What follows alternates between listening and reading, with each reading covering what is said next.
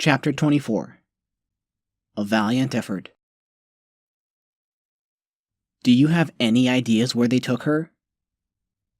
An hour had gone by and we were still no closer to coming up with a plan to save Holly. The traitors had come out of the attack physically unharmed, but their mental state was a whole nother story. Dr. Bull had to sedate two of them after they nearly attacked her while she was evaluating them, and the third kept yammering on about how Hope was responsible for the lost goods due to their lack of security. I do admit that this town could have maintained a better defense line, but from everything I've been told, no one would have expected a Deathwing attack in the middle of the day. Marcus was still in the infirmary while Nate was reverting back to his inconsolable self from earlier. After our brief exchange on our technical know-how, I was starting to like the Fox. But after I incapacitated his brother, I fear things between us were much worse off than when we had started. I tried apologizing to him, but he wouldn't even look at me, let alone hear me out. I'll have to make it up to him, somehow. Unfortunately, since these attacks have typically been done under the mask of darkness, no one has previously been able to find their course, and no one was stupid enough to seek them out either. Well, you don't know Miss Springs very well then. Oh, hush, Onion. Someone must have seen them. It was broad daylight. I have sent out words to our local settlements to keep an eye out. We do know they've headed northeast, but that's all we have so far. Usually when the mayor's talking to me, she's rather sweet and affectionate. But I can truly see that she is the leader first and foremost. With her steadfast attitude and serious visage, I could tell she was taking this rescue very personally. Despite Holly not being a resident of Hope, she was still under the protection of the mayor, so she must have felt some responsibility for her and everyone else's safety. What about the thing the Deathwings were trying to take? It's obvious they weren't out hunting, but rather they were seeking something in particular. That's the strangest part. It was just simple circuitry. Deathwings aren't known for their intelligence. They're savage beasts whose only purpose in life is to hunt and kill. There has never been an account of Deathwings doing anything else. Circuitry? From the way they've been described, something like that would have no interest to a Deathwing. Mayor, is it possible that they're evolving?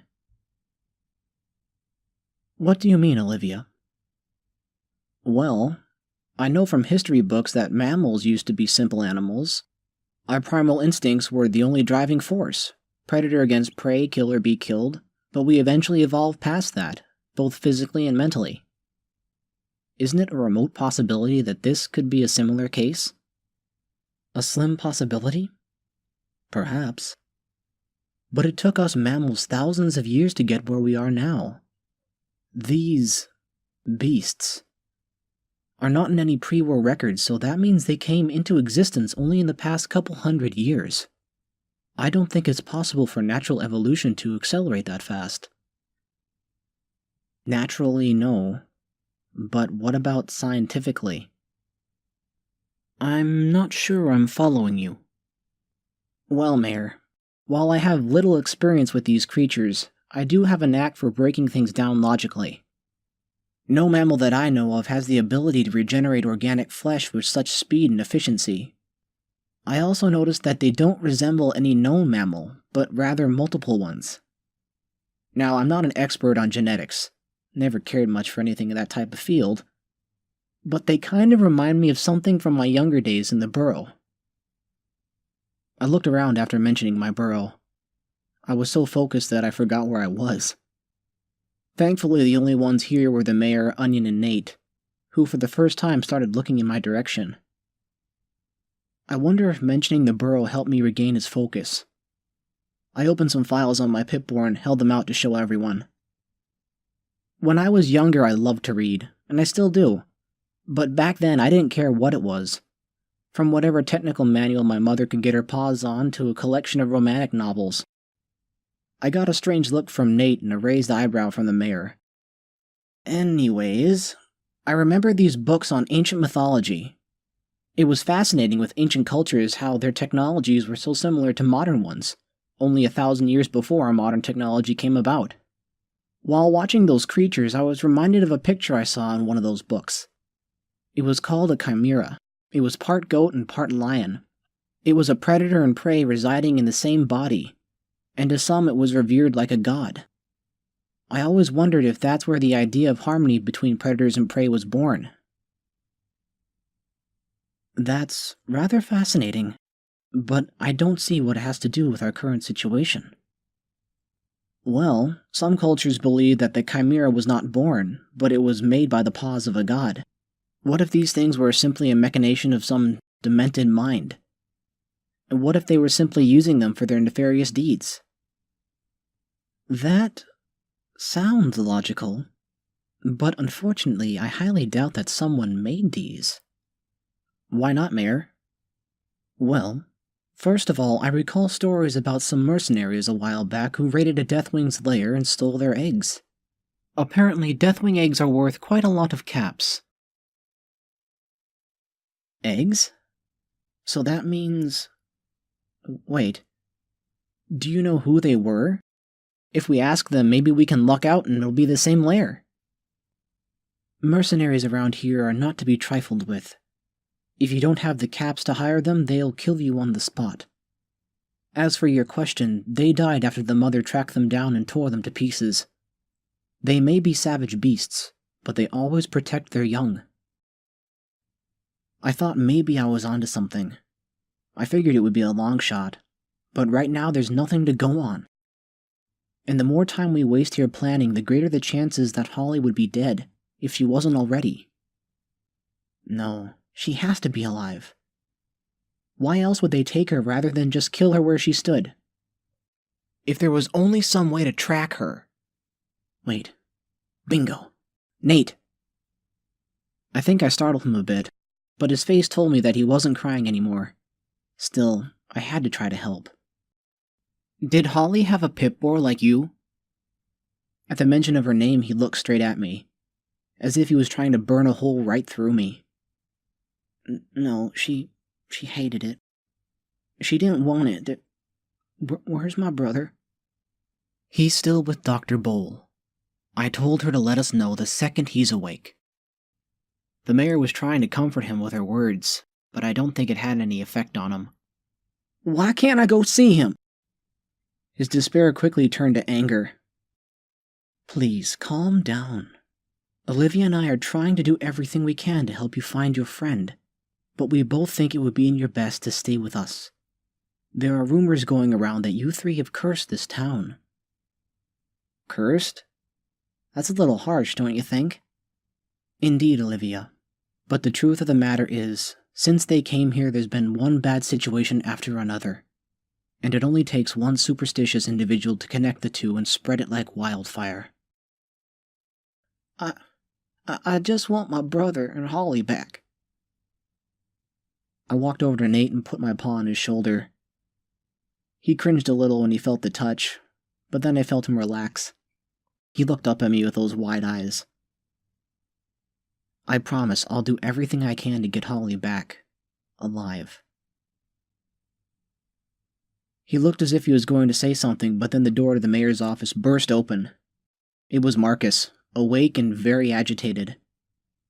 Dr. Bull, riding atop one of the mayor's guards, Reggie, I think, rushed in behind Marcus. The doctor was trying to get Reggie to grab him so she could give him a sedative. Marcus, I'm glad to see you're awake.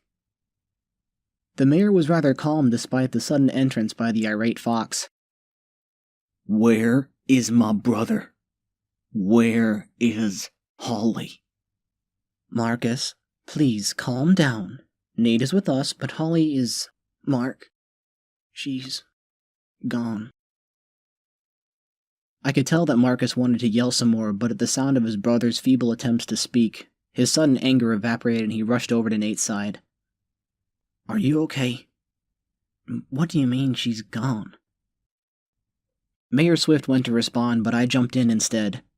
I prefer her playful banter over this seriousness. I knew she cared about finding their friend, but I wonder if they were oblivious to that fact. She was taken by the Deathwings. We don't know why, and we don't know where, but like I told your brother, I will not rest until I bring her back. You Marcus's tone started angry, but when he looked at me, it softened. You will? I know we don't know each other very well, and you have no reason to put your trust in me. But after some of the things that I've seen, I've made a vow that I will do whatever I can to protect the innocent, no matter the cost. I could see Marcus's irate attitude fade. In any other situation, I would expect a smile.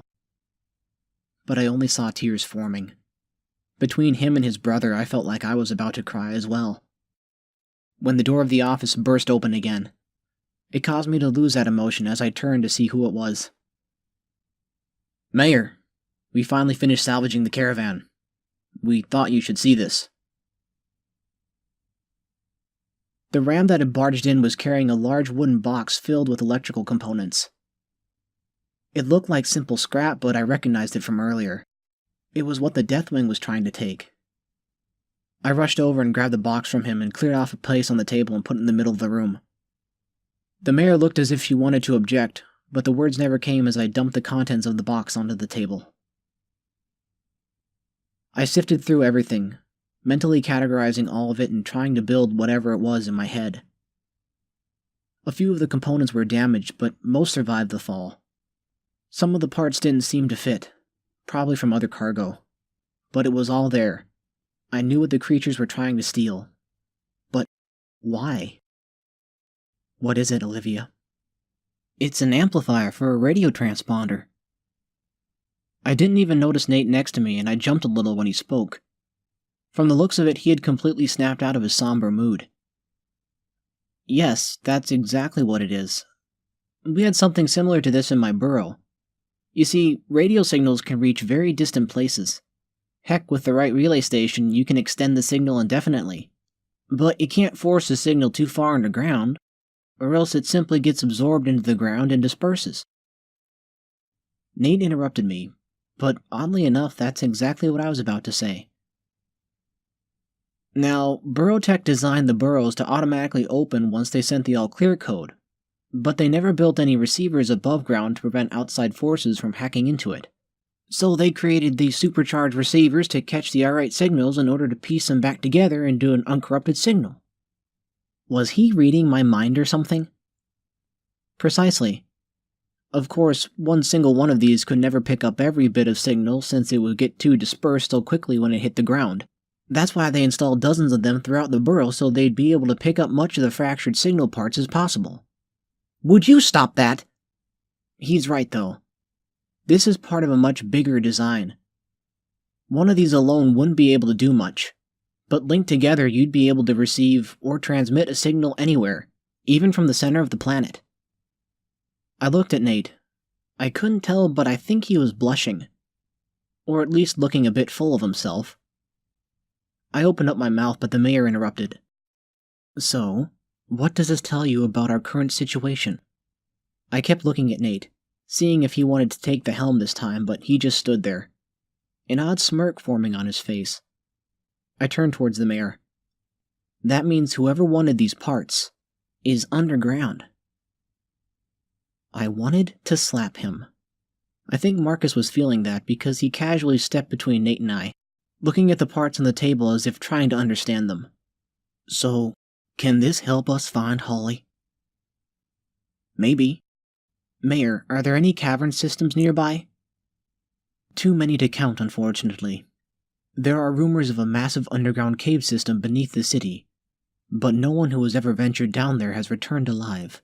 There are also the Palm Caverns beneath Sahara Square, but that's deep in redneck territory. And if you thought those Berserk Kings were bad, you don't want to tangle with the rednecks. Rednecks? Oh, those fuckers? Actually, I do. They're pretty high on my shit list right now. Shortly after leaving the burrow, I ventured to Beaverton, hoping to find supplies and maybe a new home. Just to find it had been burned to the ground. I learned from the only survivor that it was the rednecks who did it. After he died. I made a promise that I would avenge them. I remembered the children. I had to blink to keep myself from crying. Too many tears have been spilled already today. Burrow? Marcus made the word sound both bitter and confused at the same time. Later, Mark. Nate put his paw on his brother's shoulder. I could see a small smile in him. I enjoyed seeing this side of him much more. Oh, sweetie. I heard about Beaverton. They were not the most respectable people, but no one deserves that. The images of the children, the smell of burning flesh, and the burning sensation of smoke in my eyes, they wanted to return. They wanted to remind me. I closed my eyes and took a deep breath. No, not now. First, save Holly, then take care of those fuckers. I opened my eyes and everyone was staring at me, worried looks on each of their faces. I'm okay. Really. Now, how do we use this new information to find Holly? Miss, if I can interject. Oh, I had completely forgotten about him. What is it, Onion? Well, I did not think it important at the time, miss, but with this new discovery of yours, it may be more valuable than I thought. My Pip-Boy beeped and my attention was drawn to it. Onion had uploaded a file. I opened it, but all I heard was feedback. I quickly muted the file and watched the visuals. It was a signal. Nate had pushed Marcus out of the way and was leaning over my Pip-Boy, lost in the erratic waves. It's a stray radio signal. If you use your Pip-Boy's radio to tune into its frequency, we might be able to find out more. This thing has a radio? You didn't know? No. Despite my technical prowess, my knowledge of these things is mediocre at best. Hell, I didn't even know about bats until I smacked the damn thing with my paw. Nate started to laugh. I think it was the first time I've actually seen him happy. It was kinda cute. Ah! Not him, too! I shook my head as he asked to see my Pip-Boy. I agreed and took it off. It was much smaller than his due to my size, but he had no problem with it as he interfaced his own to mine. Oh, I see. It's still in factory mode. There are some modifications here and there. Hacktron? That's highly unoriginal. But the Pip-Boy has many features to it. It's even expandable. You can get small expansion cards and add more features to it. Didn't you learn how to use this thing in Pip-Boy 101? I thought it was a required class. It was. I just kinda skipped it. And every class that was disinteresting to me. My mom was one of the teachers, so I think she lied to them and said I was being homeschooled. Well, it's a good thing I'm here. And done. He handed it back to me and I locked it back on my arm. It looked the same as before, but there was an additional application on the main screen. Radio. I activated it and was greeted by static. There was the option to manually tune it, but I didn't know the signal, so I switched back over to the file. I think my Pip-Boy recognized it, because there was now an option to tune to frequency. I activated it and switched back over to the radio. A second later, the signal was there. It's beeping. The radio signal consisted of a series of beeps. They were rather slow, with a few seconds of silence between them. I moved my arm around as if it was an antenna. The signal remained the same until I pointed it towards the east. I think it just got faster. I left the office, my arm raised as if I was trying to catch something out of the air. I walked in one direction and the beeping slowed down. And when I started moving eastwards, the beeping got slightly faster. Or at least I think it did. I think we can use this to locate Holly. There are dozens of radio signals all throughout the wasteland. Why do you think that this one can lead you to her? The mayor sounded skeptical, and it was a long shot, but we didn't have anything else to go on. Can I see that for a moment? Nate grabbed my wrist and started playing around with my Pip-Boy. Hey, you don't just do something while asking if you can do it. This felt weird. Not weird in the fact that someone was using my arm like a mounting tool for a pit boar, but weird as in there was a strange tingling in my skin. I had never had any physical interaction with someone other than my mother, at least not a calm and gentle touch like his. I tried to toss the thoughts from my brain as Nate finished up doing whatever it was he was doing. See? There's a hidden signal buried inside the primary signal. Whoever's transmitting it is doing it through two different wavelengths within the same frequency. That definitely sounds suspicious. Now, in order to find it, I opened up my Hacktron app. Unoriginal. Bah, who cares what it's called, as long as it works. I managed to copy the radio signal source code into the application and proceeded to modify it. It only took a few lines of code, but I managed to alter the radio enough to track the signal. I booted it up again along with the frequency identification.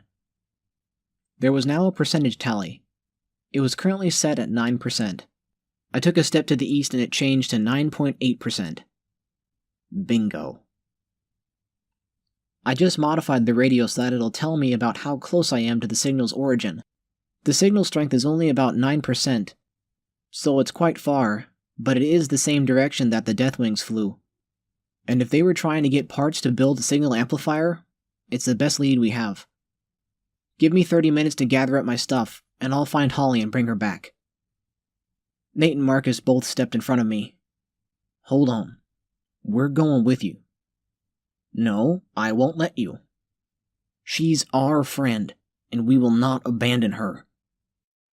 These guys sure have a touchy switch controlling their emotions. You're not abandoning her. I just don't want to see the two of you get hurt. We've been out here far longer than you have. We've seen things you can't imagine. Marcus's voice was now being led by his anger. I don't care how long you've been out here. I made a vow to protect people, and that includes from themselves. I saw how riled up and agitated you became when the first Deathwing snatched up Holly. You were putting yourself, your brother, and everyone else in danger with your actions, and I don't want to risk that again. I want this to be a hostage rescue, not a massacre. It's hard to do that when your emotions get the better of you. What if those creatures have other hostages? Are you really willing to risk their lives to save Holly's? You think there might be other hostages? Honestly, I don't know. Mayor, have they taken hostages in the past? Well, they usually... I don't know what she was about to say, but she cut herself off after looking towards the brothers. Not that I have ever heard of. Holly would hate us if we let harm come to another innocent mammal. But that doesn't change the fact that we need to be there for her. We've always relied on her strength to protect us, to keep us safe and sane in this miserable world. We've been through so much. More than you can imagine. And it's always been together that we survived, even in the Burrow. Marcus looked at Nate before trailing off. I saw that the mere mention of their burrow started to upset Nate.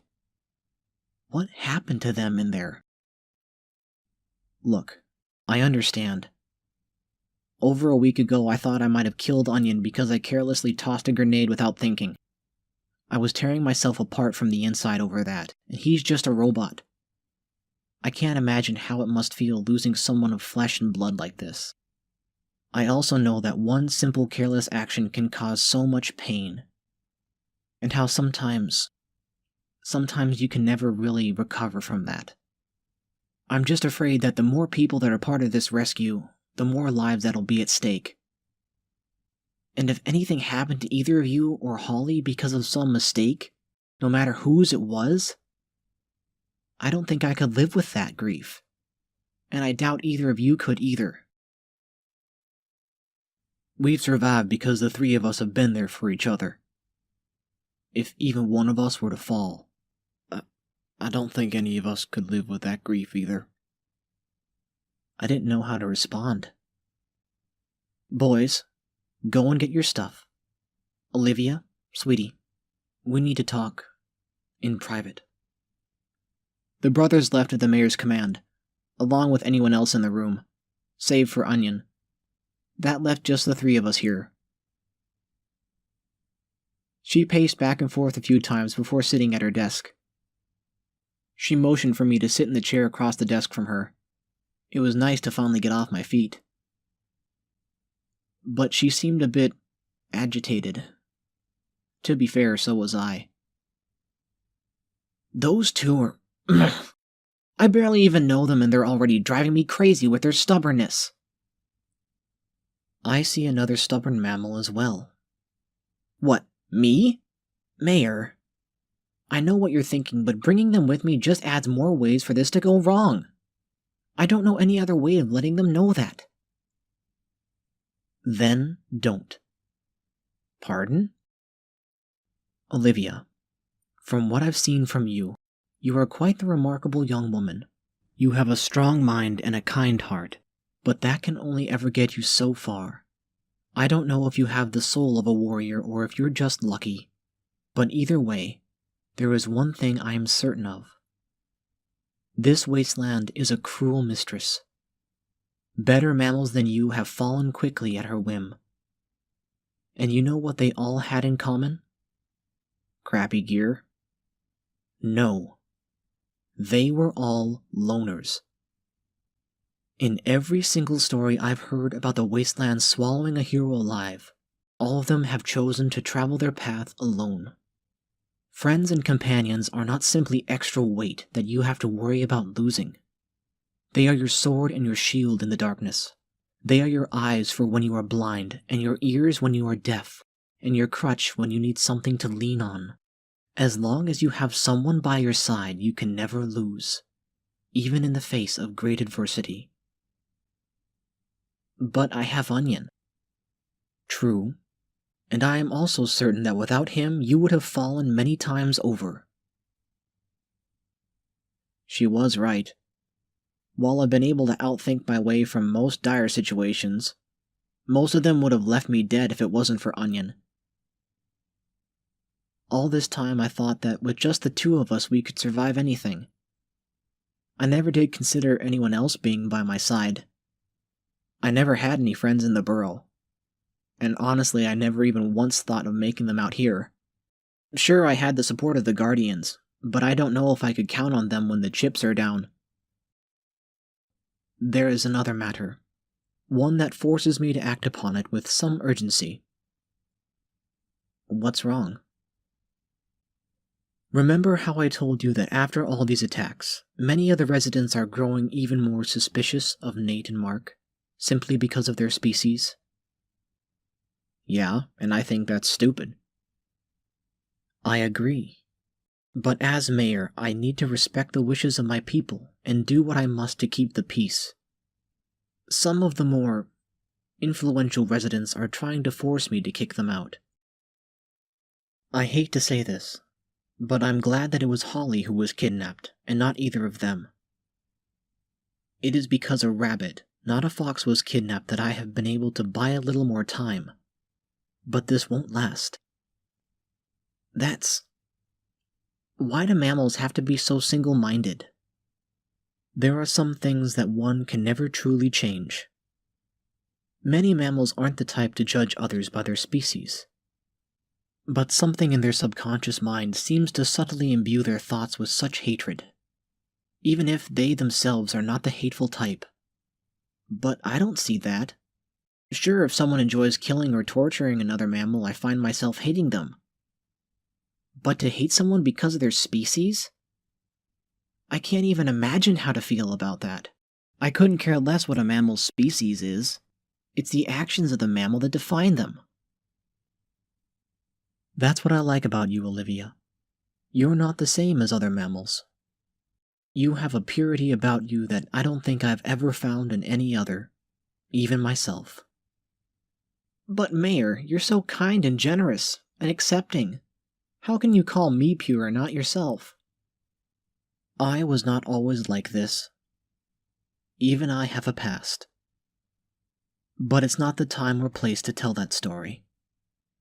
You need to take those two and leave if you are to have any luck in saving Holly. While you're gone, I will try to settle matters here with the residents. If not for yourself, do it for us. Even she has a past? What was that supposed to mean? I wanted to know more, but it's already been a couple of hours since Holly was taken, and every minute wasted is a minute too late to save her. I will, Mayor. Now, move along, sweetie. Your boys are waiting. I started towards the door, but the mayor spoke up once more. Oh, and Olivia, you might want to keep an eye on Nate. He might not show it well, but I think he's taken quite a liking to you. Did she just wink? She did. I glanced at Onion as I opened the door, but if he had any opinion on that, his emotionless exterior didn't show it. I shrugged it off and headed outside, where I was met by Nate and Mark. They must have been waiting for me. Did they hear any of it? I took a look at Nate, who was dressed in a long coat similar to mine but with pockets. Lots of pockets. Even his pants had pockets. Marcus was dressed in something similar, but he had some kind of camouflage pants on. So?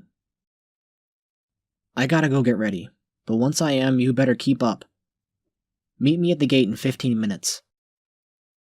Onion and I headed back towards my place to get ready. Once I had told them the news, they looked as if a large weight had been lifted off their shoulders. Marcus had a hopeful smile on his face, while Nate had this cute... Fuck! Why did she have to say that to me? I need to stay focused. I now have to worry about 2 others, and if I lose my concentration at the wrong time, we may not live long enough to rescue Holly. I reached my workshop and gathered everything I could. Supplies, ammo, parts in case Onion gets... Fuck! I forgot to fix Onion's shock baton. I had remembered to remove it, but I didn't have time to work on it. I grabbed whatever extra parts I may need, maybe if I have time on the way there. From the signal strength, I wager we wouldn't get there before nightfall. I've started to dislike the night. During the day at least, you can see what's attacking you. At night, terrible things seem to happen in the dead of night. Once I had everything, I went back towards the gate, but I was stopped by Petunia as I passed a restaurant. Olivia, I heard about your trip to go rescue that Holly gal. Figured you'd be wanting something to tide you over on your long journey. She handed me a metal box. On the front of it was a faded picture of a large hill with what looked like a Burrow door, and images of mammals lining up to get in. Above the picture were the words Burrow. Where did you get this? Oh, that old thing? From what I heard tell, back before the war, they were handing these things out to anyone and everyone. I'm guessing they were wanting to promote those burrows. Why they chose a lunchbox? Who knows? Now open it. I flipped the latch, and upon opening it, an amazing aroma filled my nostrils. Inside were a couple of sandwiches, some carrot chips, and some kind of seeds, and little yellowish wafers. Pack ya some kale and carrot sandwiches, sunflower seeds, and those yellow things, banana mashed crackers. Careful with them. I heard tell they can make a rabbit go crazy, but from where you're going, a little crazy might help. Thank you. I'll have to find some way to repay you when I get back. Oh, I like you, Rabbit. Now y'all better come back, you hear? This town needs you. I guess the people of Hope really do like me. I wish I could say the same for Nate and Marcus. Sure, they went off the rocks there, but really, who could blame them? I probably would have done the same in their position. I thanked Petunia and continued on towards the front gate. I didn't see the foxes anywhere. Maybe they had changed their minds? I passed through the gate and saw the 2 foxes outside. Marcus was leaning on a nearby support pillar while Nate had something small in his paws that he was poking at with a screwdriver. As soon as they noticed me, they both jumped to attention, with Nate putting away his tools and whatever else he had in his many pockets. You ready to go? We've already wasted enough time. They both nodded at me as I took the lead. 10.01%. We had a long way to go, and it was already past noon. It felt odd having 2 more bodies with me, having been used to being alone since my mother died, apart from Onion. Maybe the mayor was right. I wanted to protect the world, but how can I do that without anyone protecting me? I really hope I don't regret this.